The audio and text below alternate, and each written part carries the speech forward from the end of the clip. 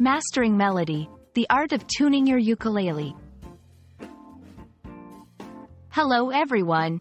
Today, we're diving into the melodious world of ukuleles.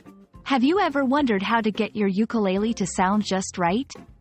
That's what we're exploring today, as we learn how to tune the ukulele. Whether you're a beginner or looking to refine your tuning skills, this video is for you. To tune the ukulele means to adjust the tension of the ukulele strings until they vibrate at the correct pitch. Each string must be tuned to a specific note. This process is essential because a well-tuned ukulele produces harmonious and melodious sounds, forming the foundation of any great ukulele performance. Before tuning, it's important to know that a standard ukulele has 4 strings. These strings are usually tuned to the notes G, C, E, and A. Tuning involves turning the pegs on the ukulele's headstock, which tightens or loosens the strings, changing the pitch. While some may tune by ear, using a tool can make this process easier and more accurate, especially for beginners. You can use a chromatic tuner, a device that detects and displays the pitch of the strings, or a tuning app on your smartphone.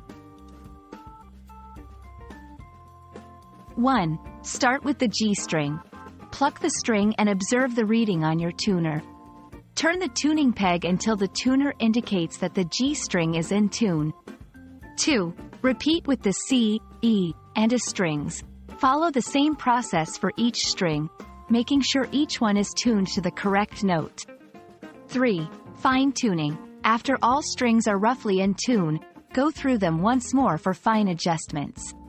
Strings can slightly detune when others are being tuned. Ensure you're in a quiet environment to avoid interference with the tuner. Pluck the string firmly but not too hard, as it might produce a sharp pitch.